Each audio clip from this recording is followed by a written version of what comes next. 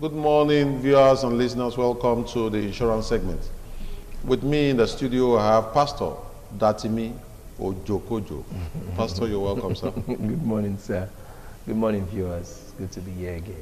Yeah, we take our quote, and our quote says, "Silence and smile are two powerful tools. Smile is the way to solve many problems, and silence is the way to avoid many problems." Insurance is actually your smile and your silence. Pastor Datimi Ojokojo. You know, thank you so much. I'll first start by telling everybody, I'm sure you are smiling out there. But when you go through a situation, especially you have a loss and you have done insurance, you should just smile and say, insurance will take care of it. So it's important that you make insurance your partner and keep that smile on your face. So the silence also on the basis that you are confident that you have a policy that will indemnify you when the loss actually occurs. So there's no need noise making, crying about. Yeah. Now we are still on a major topic that says insurance industry in Nigeria towards a better public image. We are talking about the policies that are issued by the insurance companies and how it affects the Nigerian society, the economy. We have talked about the group life assurance policy. We have also talked about the group personal accident insurance policy, how it impacts in the society, the individual, the corporate organizations, and the nation in general. So today we are going to talk about fire and special perils insurance.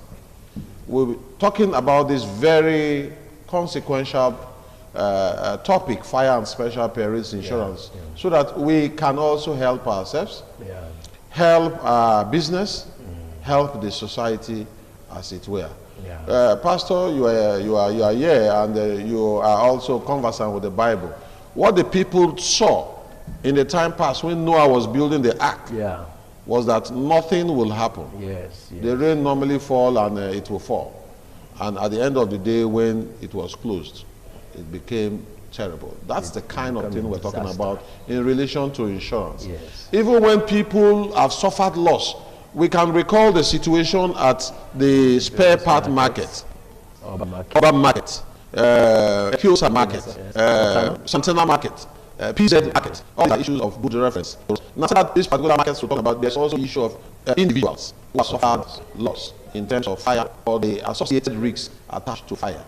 It's important that we understand. Our topic says fire and special perils insurance. What a lot of persons may not really understand what you mean by fire and special perils insurance. Also on the basis that, is it not just the fire will have occurred? Is that what the fire is? So let's really understand what is fire and special perils insurance. What will talk about the issues relating to damage it will occur. Thank you so much, Sabi. The standard fire and special perils cover is an insurance policy that provides compensation or indemnity to anyone whose property suffers as a result of fire damage, windstorm damage, aerial objects damaging the property, flood damage, explosion. These are some of the things covered in a standard fire and special perils insurance cover. So it is not just fire damage as some think. All these others are added.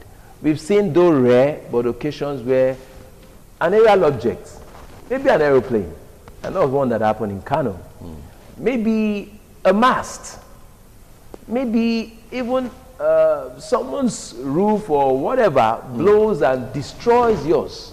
It could be a TV area itself. These are things that can damage your property. It could even be a running of a truck, trailer. Impacts. What kind of impact? Any kind of impact.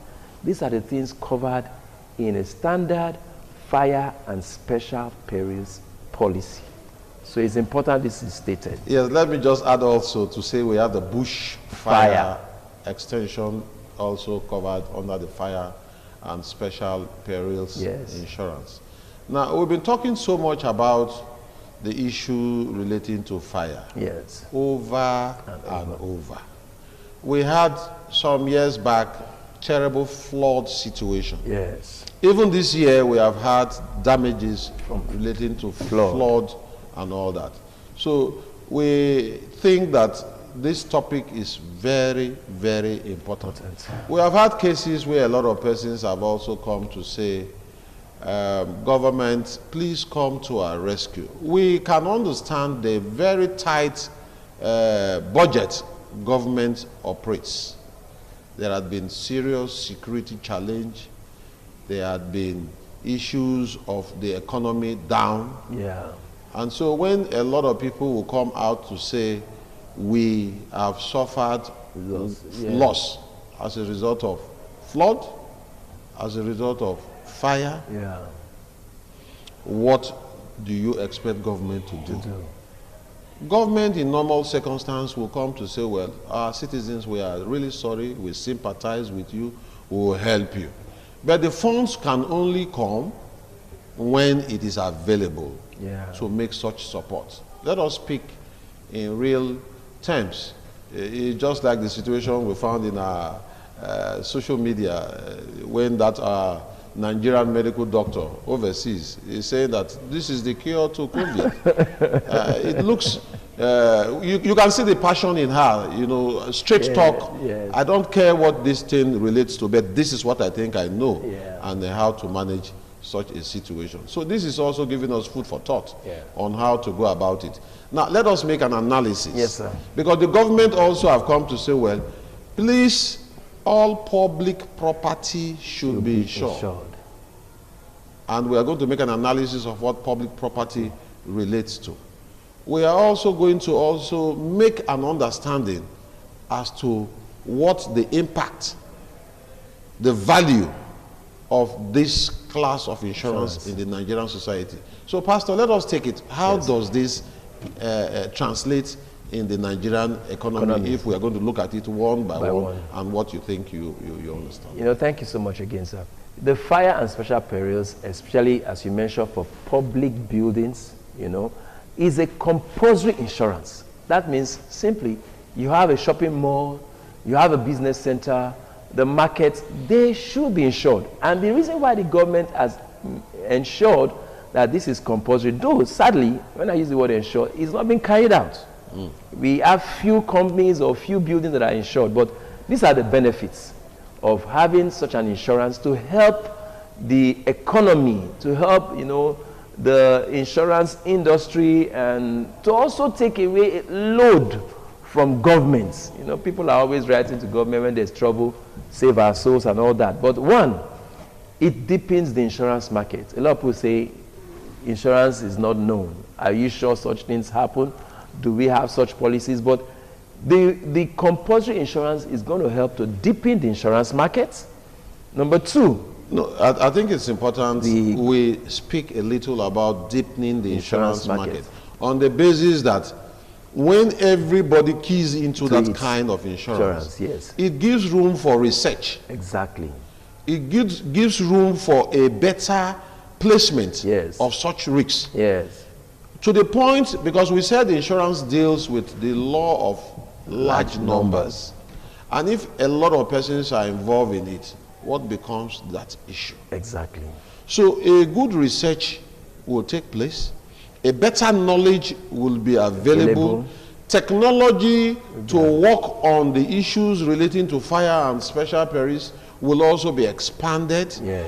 And the value system will be enormous. That's true. I think these are some of the things that we need to identify in terms of what it offers. The insurance practitioners. Specialization might also come in. Some persons will just be in charge of fire and fire alone. All they are thinking is, how do we better this situation? If it is issues relating to the kind of vehicles that can be acquired to fight fire, how markets can be placed with sprinkler systems, water systems that should function, how buildings can be well supervised, how the Nigerian Society Estate Valuers Association will be relevant, how mechanical applications can be relevant, how survey of premises can also be relevant. in the scheme of things. So I think that's the part of the value system that we are thinking will come into the Nigerian economy. Number two, to build the financial capacity of insurance companies. Because the more people do insurance, the stronger financially you have these insurance companies.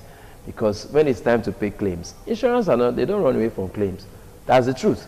But it's important that they are financially stronger.